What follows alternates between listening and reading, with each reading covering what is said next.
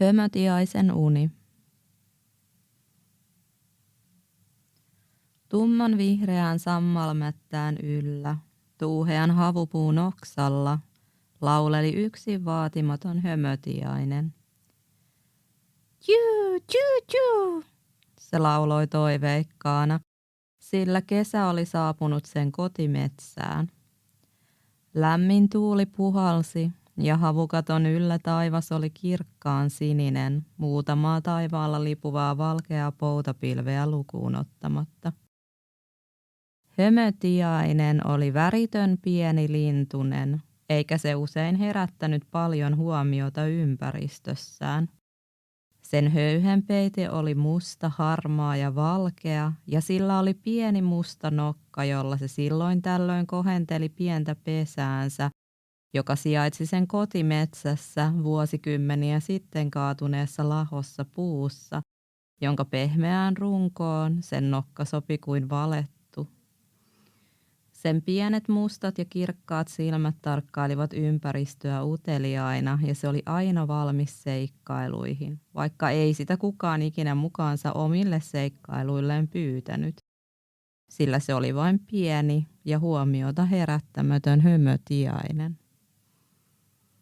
Lempeille ja lämpimille tuulille sekä auringonpaisteelle omistetun kesän ylistyksen ohella hömötiainen lauloi sen pientä sydäntä viime aikoina sykähdyttäneistä iloista ja suuresta kaipauksesta, vaikka ihmiskorvalle se kuulosti vain tavalliselta linnunlaululta metsässä. Hömötiaisen kotimetsässä saattoi kuulla hömötiaisen laulun lisäksi paitsi puiden iätöntä ikuista huminaa. Toisinaan myös valkoselkätikan nakutusta puun runkoa vasten ja huuhkajan huhuilua illan tullen.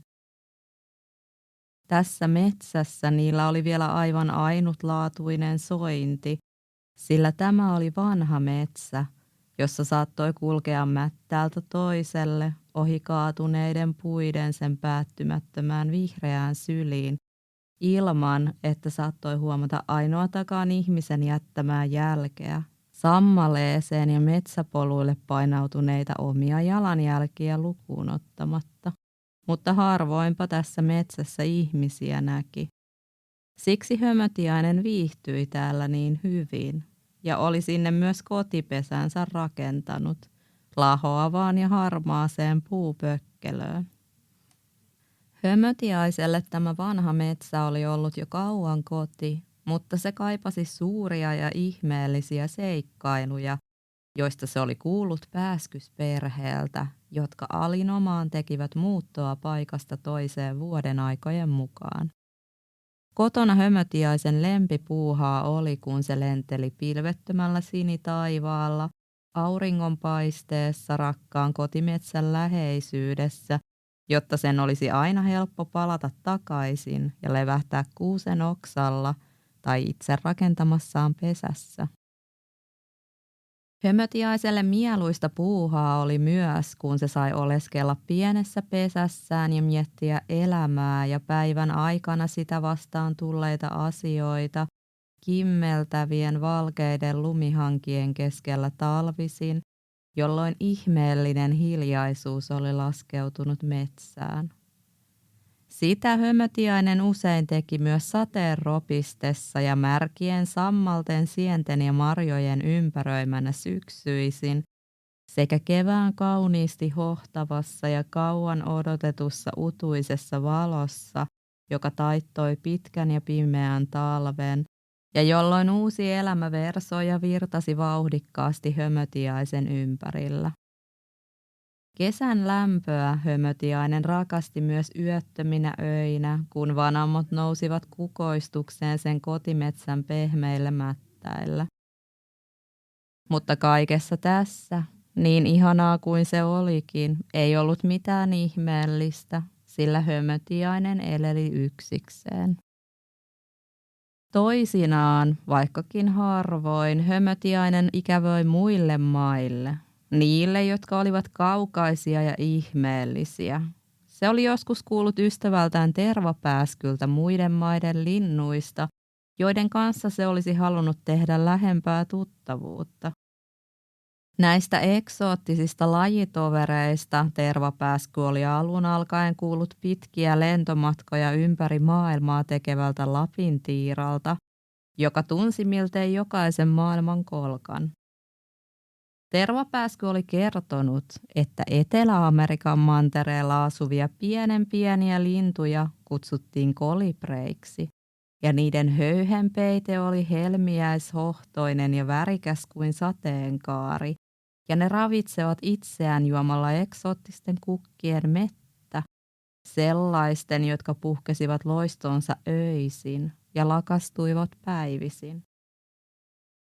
Kaukana Aasiassa sen sijaan asusteli hippiäisen ja korpin sukulaisia, kanelivarpusia, jotka olivat mausteisia sekä luonteeltaan että nimeltään. Intiassa eleli kuninkaallisen ylväitä, sinisen ja vihreän eri sävyissä hohtavia riikinkukkoja, jotka levittivät upeat hohdokkaat pyrstösulkansa kuin taideteoksen muiden ihailtavaksi aina juhlapäivinä, sekä niinä päivinä, kun ne olivat erityisen hyvän tuulisia. Voi minua, tavallista pientä ja väritöntä hömötiaista.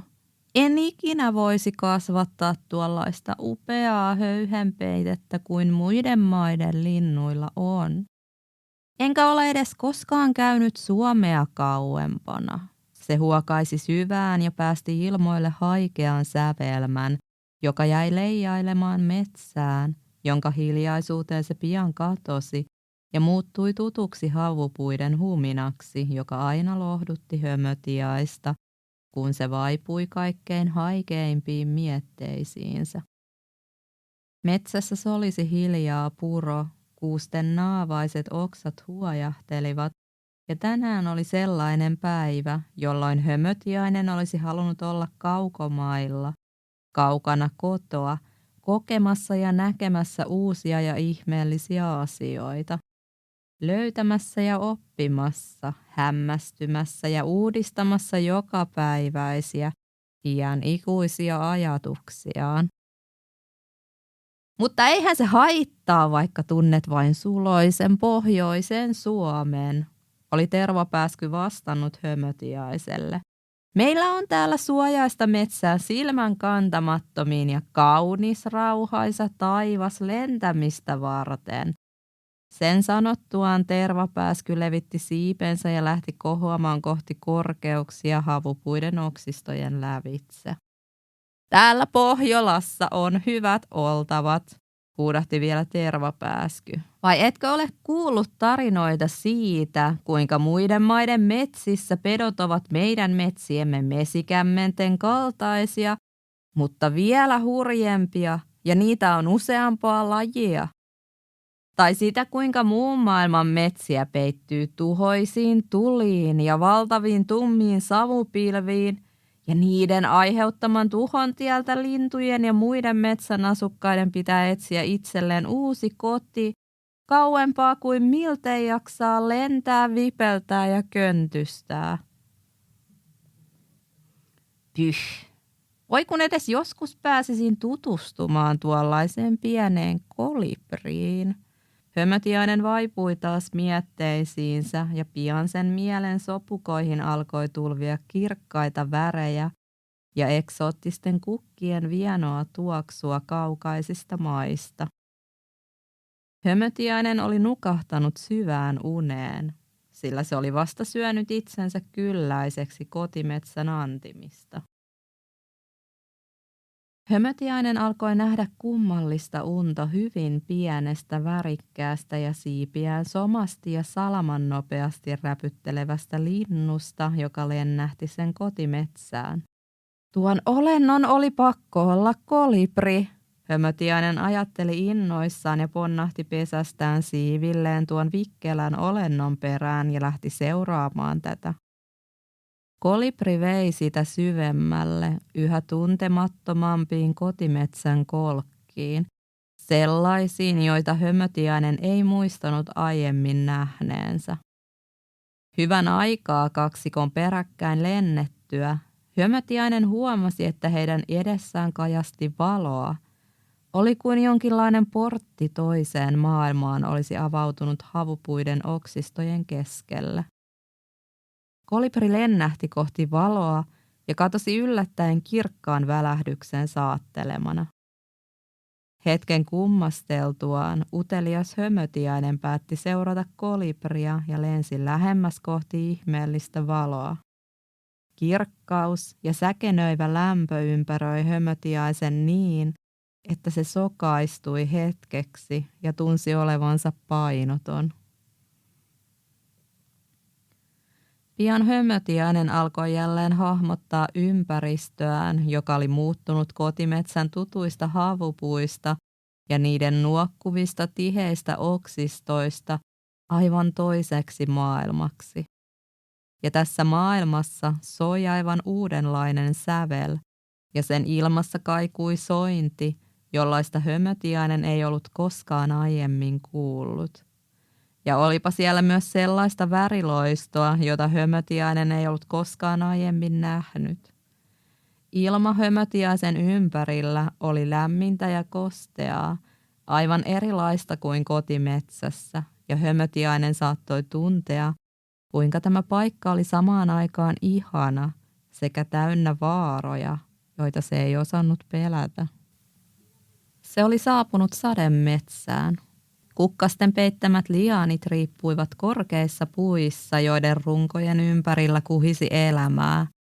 Äänekkäitä apinalaumoja, sihiseviä käärmeitä, rentoja liskoja, suuria värikkäitä perhosia, papukaijoja, tukaaneja ja valtavia kukkia, jotka kukkivat niin loistokkaasti, että vaikutti siltä kuin ne olisivat äänettömästi kutsuneet lähelleen ihastelemaan niiden katoavaa kauneutta.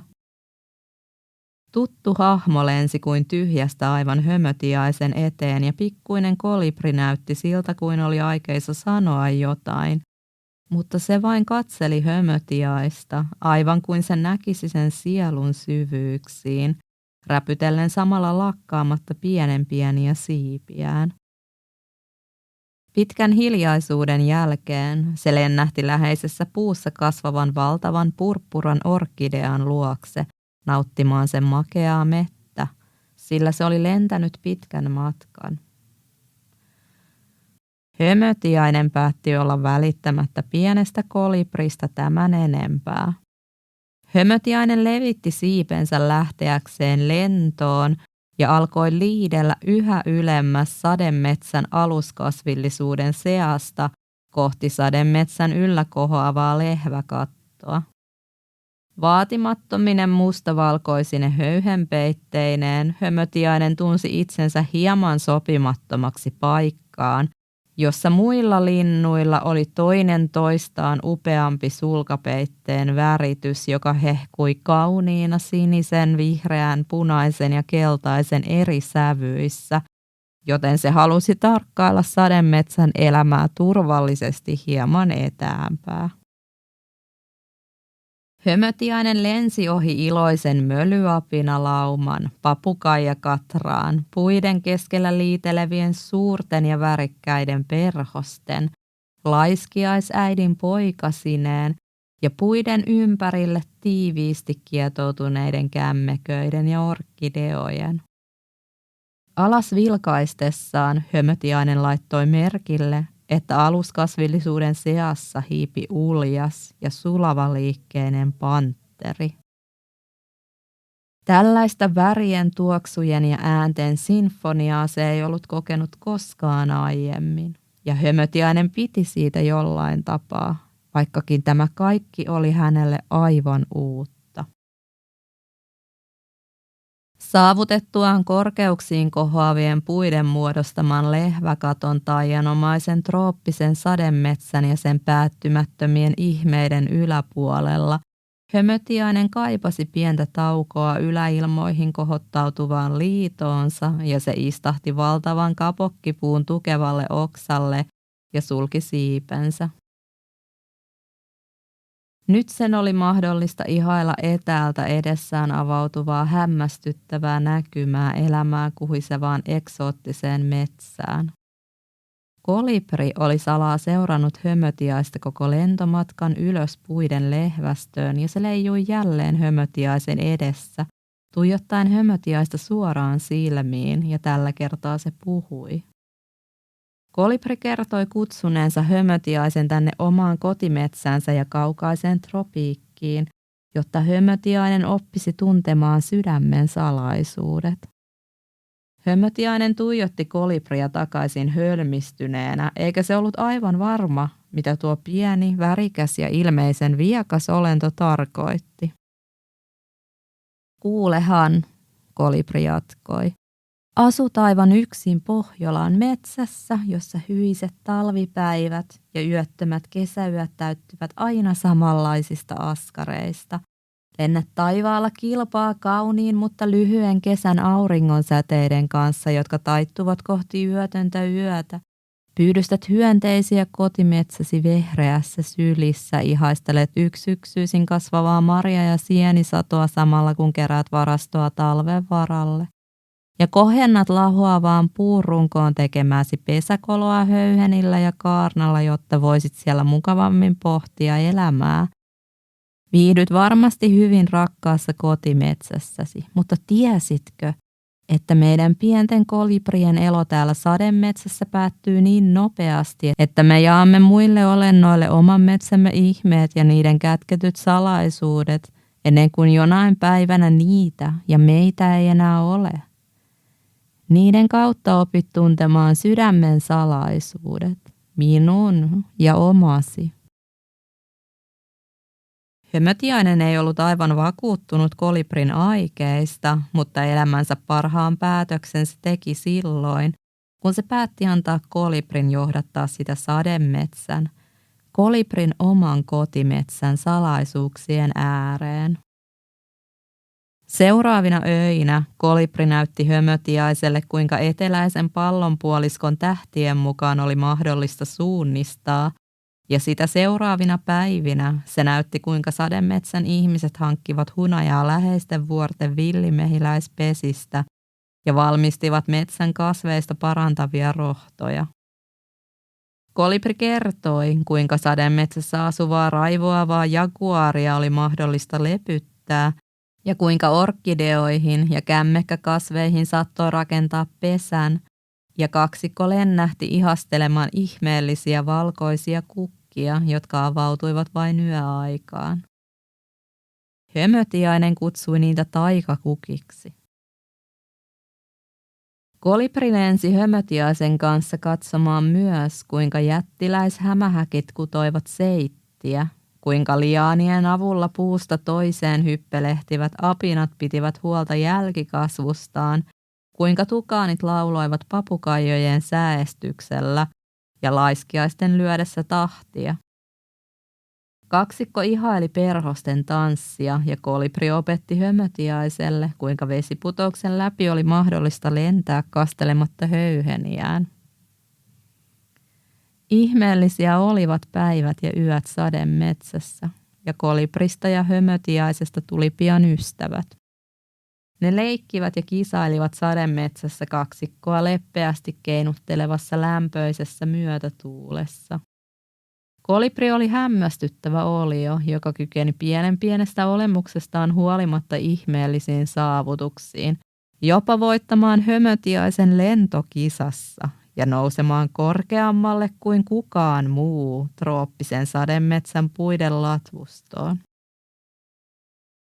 Kolibrin pieni sydän myös löi nopeammin kuin minkään muun olennon. Sen aika täällä olisi pian ohi, ja hömötiainen piti suurena onnena, että se pääsi kokemaan kaikki kolibrin kotimetsän kätkemät ihmeet ja että se oli saanut uuden ystävän.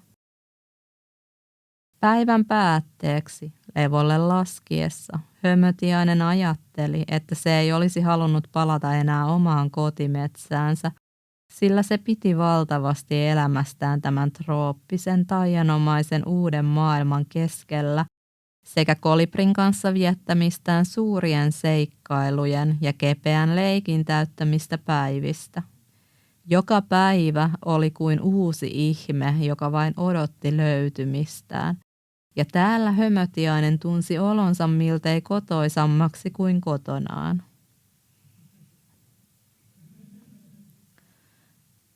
Kauan he leikkivät ja ilakoivat, kunnes koitti päivä, jolloin kolibri ei enää saapunut hakemaan Hömötiaista mukaansa hämmästymään kotimetsänsä ihmeistä. Hömötiainen lennähti kolibrin pesälle, joka sijaitsi sademetsän lehtevien puiden varjossa, ja huomasi, että sen ystävä kolibri oli nukahtanut syvään uneen, josta se ei enää herännyt. Hömötiainen pisti kuitenkin merkille, että näytti aivan siltä kuin kolibri olisi ikiunessaan hymyillyt. Ja yhtäkkiä Hömötiainen heräsi omasta unestaan ja kuuli ympärillään jälleen oman kotimetsänsä tuttujen tuuheiden havupuiden huminan. Tju, tju, tju. Hömötiainen päästi ilmoille sävelen, joka kuulosti aivan erilaiselta kuin ennen, ja sen silmäkulmaan kohosi lämmin kyynel. Pian tuon ihmeellisen unen jälkeen Hömötiaisen kotimetsään lennähti viehko hömötiaisneito, ja ennen kuin Hömötiainen arvasi, se ei kaivannut enää muille maille ja uusiin seikkailuihin, mutta untaan se mietti usein. Hömötiainen eli hömötiaisneidon kanssa kotimetsässään monta pitkää ja onnellista vuotta. Mutta Hömötiainen ei voinut unohtaa tuota pientä ihmeellistä kolibria, heidän ystävyyttään ja seikkailujaan ihmeellisessä trooppisessa sademetsässä, ja usein se kertoi näistä iltaisin myös poikasilleen, jotka haltioituneena kuuntelivat tarinoita isänsä rohkeudesta, seikkailuista ja kaukaisesta paratiisista, joka oli aivan kuten heidän kotimetsänsä, mutta kuitenkin hieman erilainen.